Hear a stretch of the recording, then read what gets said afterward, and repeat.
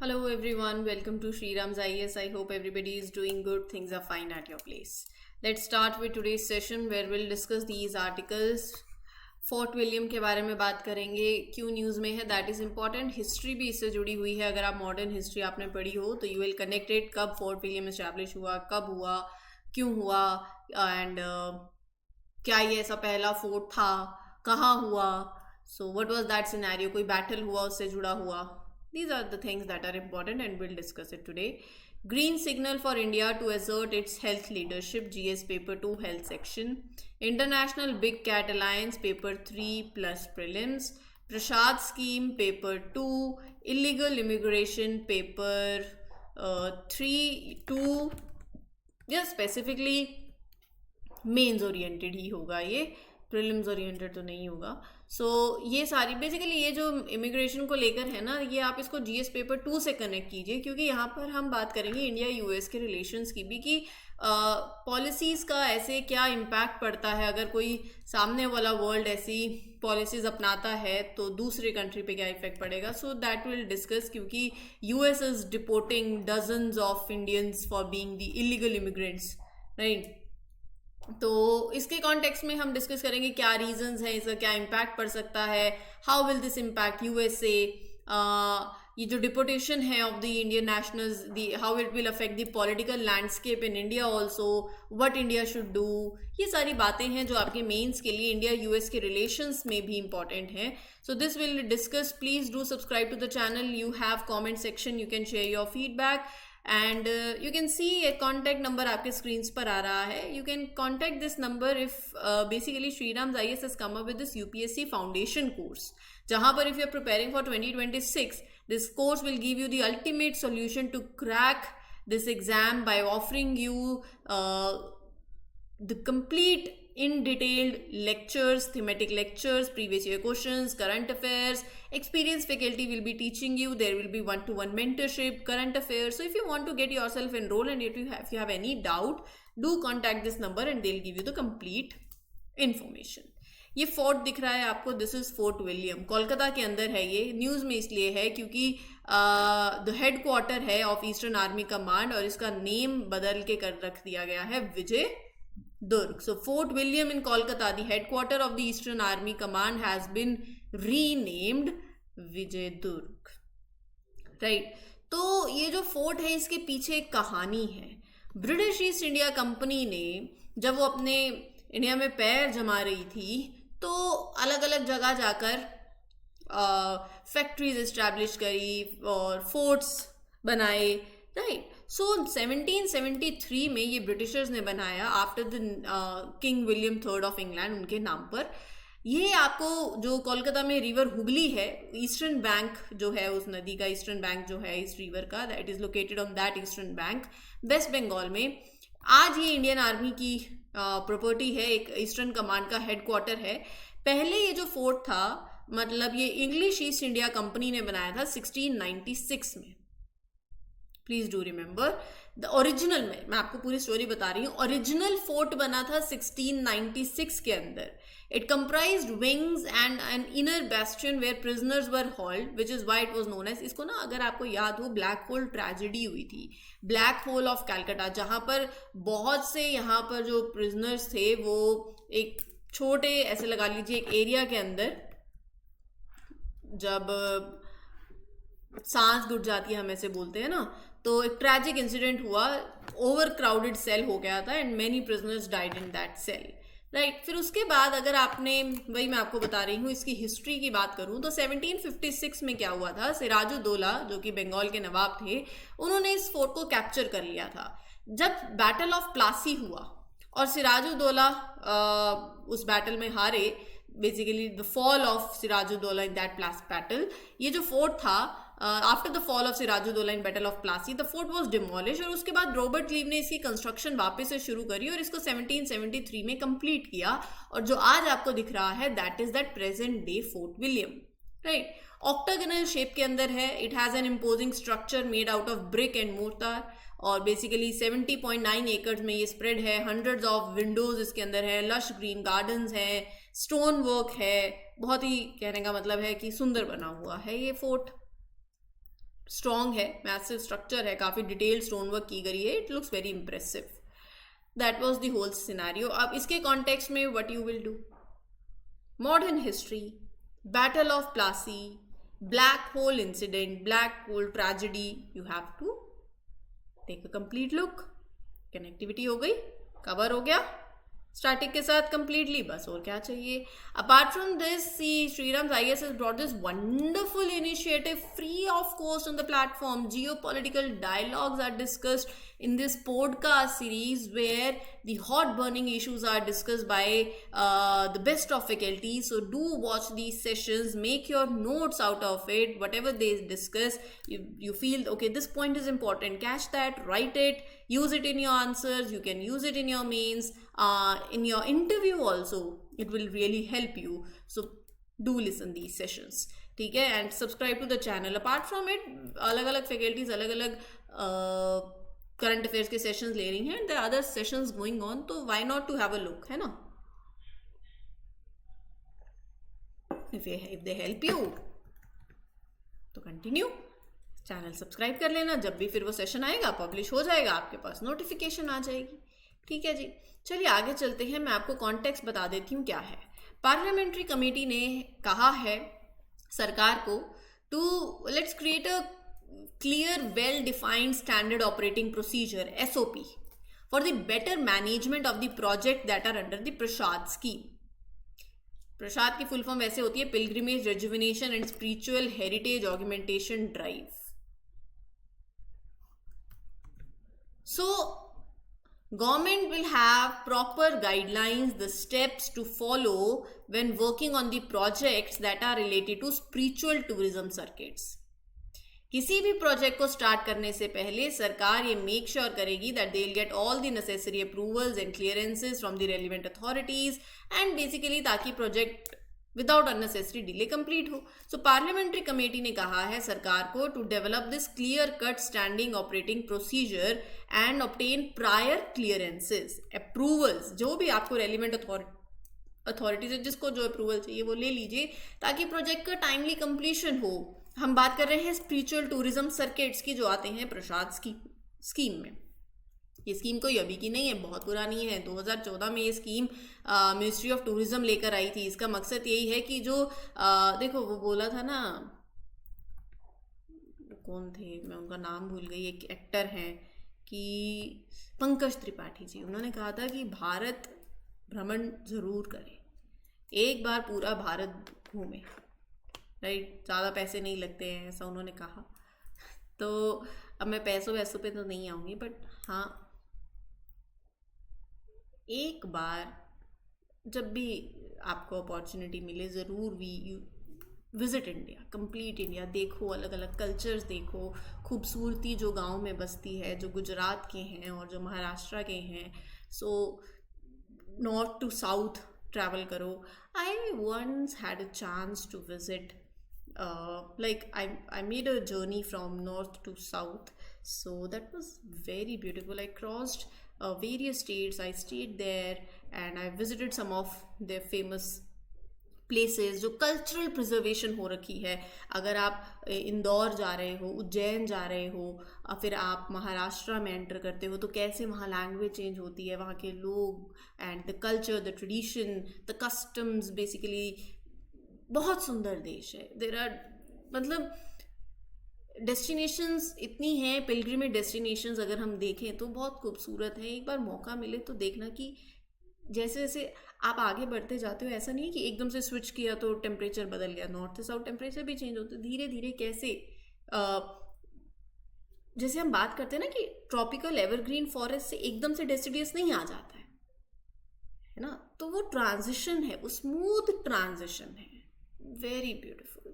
तो ये प्रसाद स्कीम का भी यही एम है, transforming the cultural preservation and spiritual travelling across identified pilgrimage destinations, right. और उनको जो पिलग्रिमेज डेस्टिनेशंस हैं, जो होली प्लेसेस हैं, वो क्लीन हो, सेफ हो, कंफर्टेबल हो, बेटर सड़कें बन जाएं. अगर सड़कें बहुत कमाल की, to travel it become very easy to travel.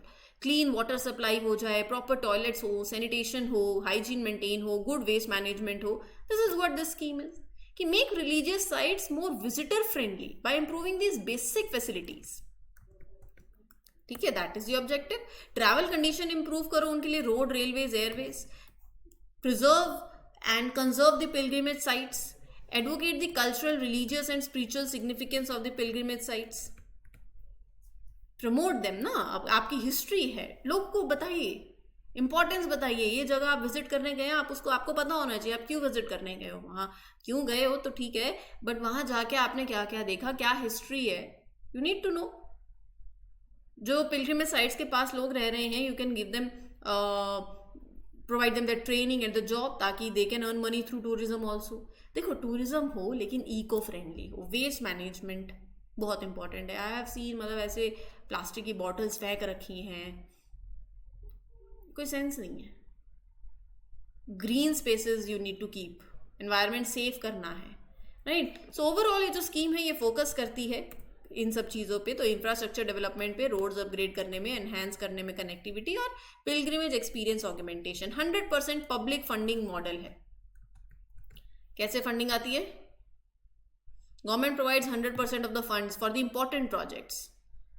बाकी जो पैसा आता है वो आता है जैसे CSR की कॉन्ट्रीब्यूशंस हो गई, PPP मॉडल हो गया डेवलपमेंट को सपोर्ट करने के लिए, these are the other voluntary contributions जो स्कीम में आते हैं। ठीक है।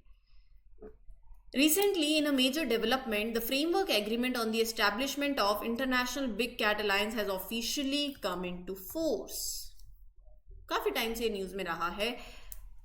बेसिकली अब वो बोल रहे हैं कि the framework agreement for IBCA अब officially it is there, it is active, आप लगा लीजिए, it is come into force. Countries और ऑर्गेनाइजेशंस ने एग्रीमेंट साइन कर दिया है and they can now start working together formally to protect big cats. Big cat basically, big cats में क्या आता है? Lions, tigers, leopards, cheetah, right?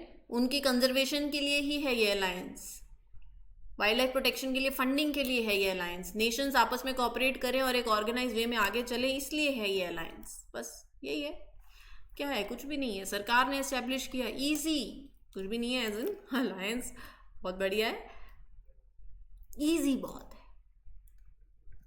सरकार ने इसको एस्टैब्लिश किया। इसके अंदर नेशनल टाइगर कंजर्वेशन अथॉरिटी है, ministry of environment, forest, climate change जुड़ी हुई है। 2023 में ये लॉन्च किया गया जब 50 साल ऑफ प्रोजेक्ट टाइगर कोमैमोरेट हो रहा था। 7 बिग कैट्स, ये इंपॉर्टेंट है कि 7 बिग कैट्स का एम है टू कंजर्व दी 7। कौन कौन सी हैं? Tiger, lion, leopard, snow leopard, cheetah, jaguar and puma. पूछा जा सकता है कितनी कंट्रीज हैं इसमें? 97 रेंज कंट्रीज, जहाँ जहाँ इनका हैबिटेट है वो आ गए हैं। बाकी जो इंटरेस्टेड नेशंस हैं वो भी आ सकते हैं, इंटरनेशनल ऑर्गेनाइजेशंस भी आ सकती हैं।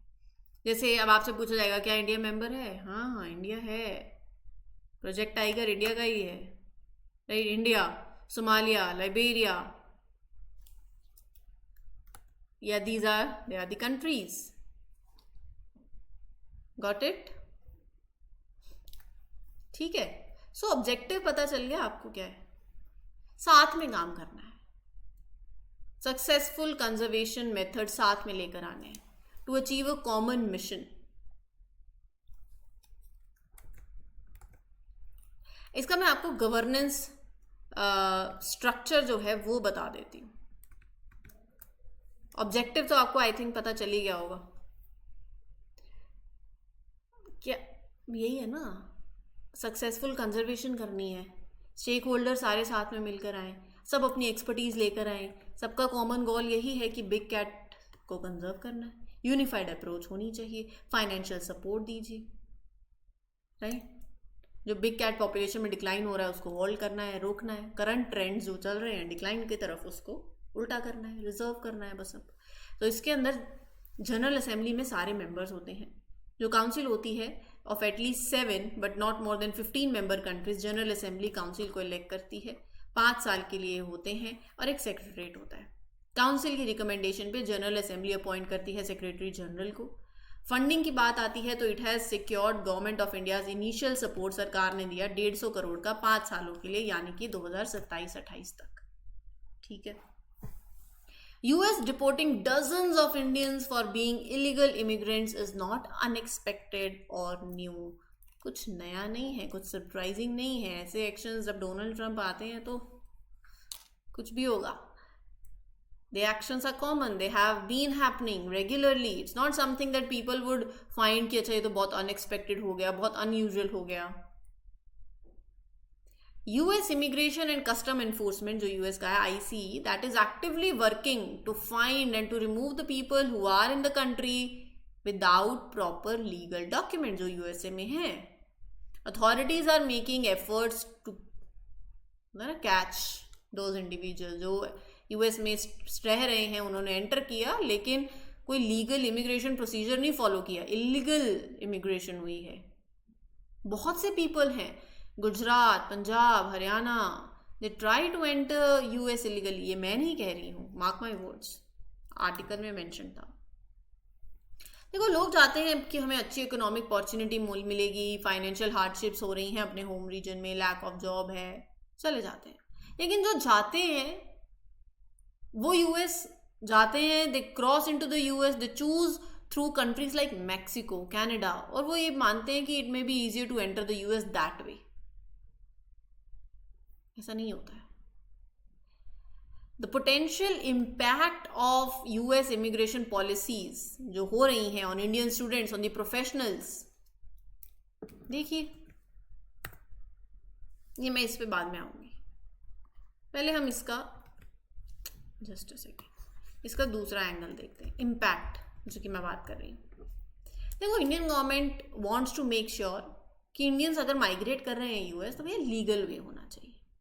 लाइक H1B वीजा है for skilled workers, student visa that is remaining open, ये लीगल पाथवे है जो इंडियंस को फॉलो करना चाहिए टू वर्क और to study in the US without breaking कोई any law.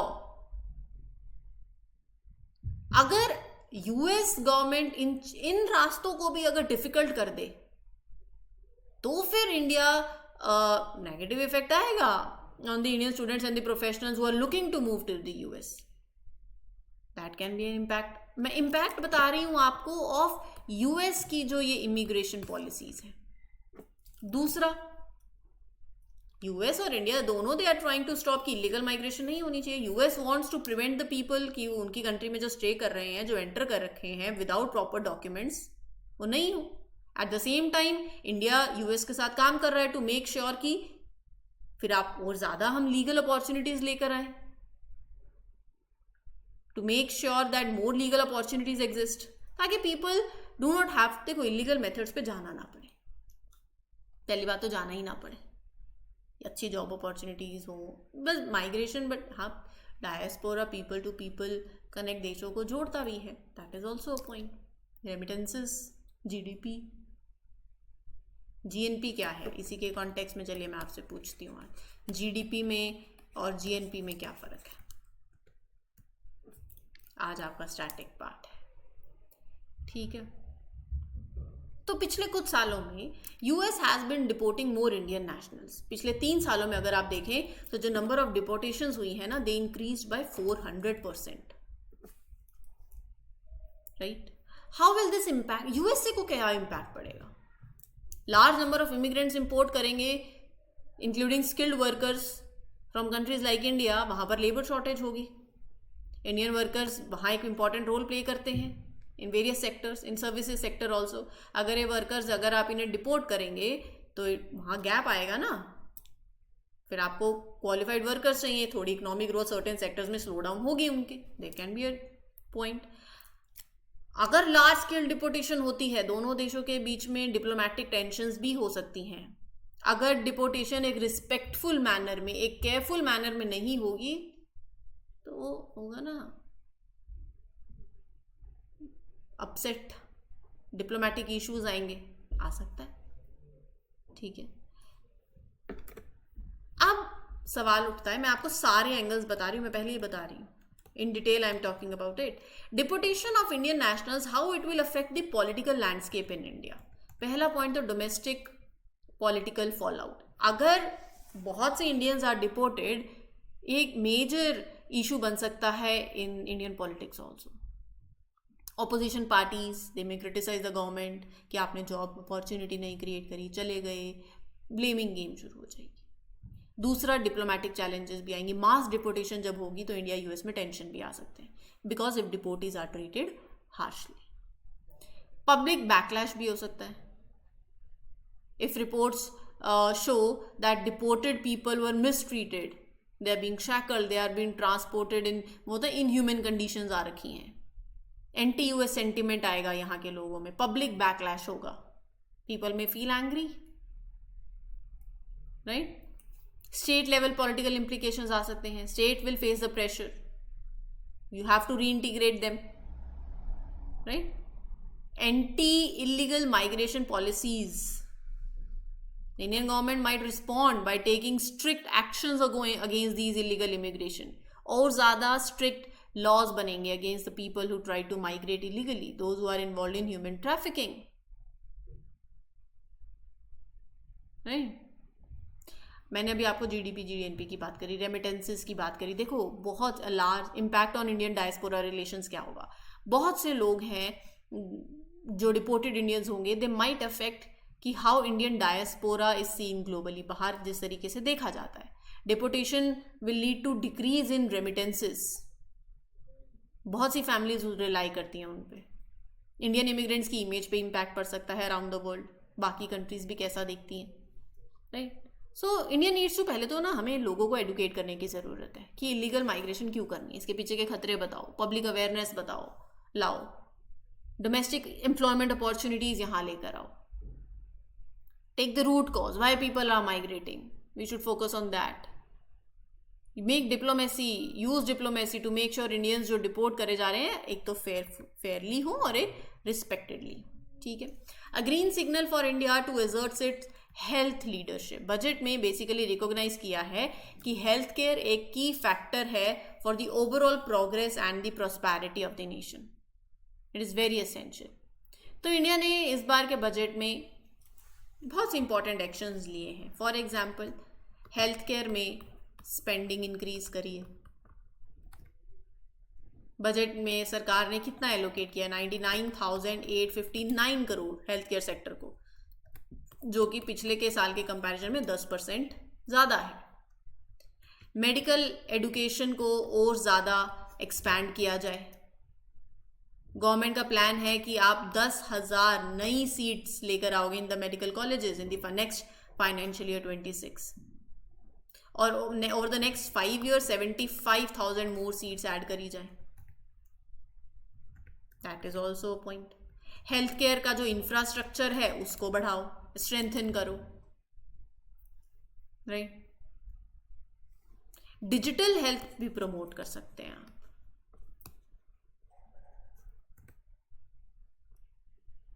Right. Medical tourism, अभी हमने आज टूरिज्म की बात करी है, मेडिकल टूरिज्म भी होता है. Medical tourism heal in India initiative, मतलब आप इंटरनेशनल पेशेंट्स को अट्रैक्ट कर सकते हैं, making it easier for them to visit India for medical treatment also. On arrival visa offer कर सकते हैं, वीजा रूल सिंप्लीफाई कर दिए. गिग वर्कर्स वेरी इंपॉर्टेंट, ये भी एक बजट में पॉइंट रखा गया. जो गिग वर्कर्स हैं, जैसे जो टेम्परेरी फ्लेक्सिबल जॉब्स कर रहे हैं, डिलीवरी सर्विसेज कर रहे हैं, राइड शेयरिंग कर रहे हैं, उनके लिए भी तो इंश्योरेंस कवरेज होना चाहिए, राइट.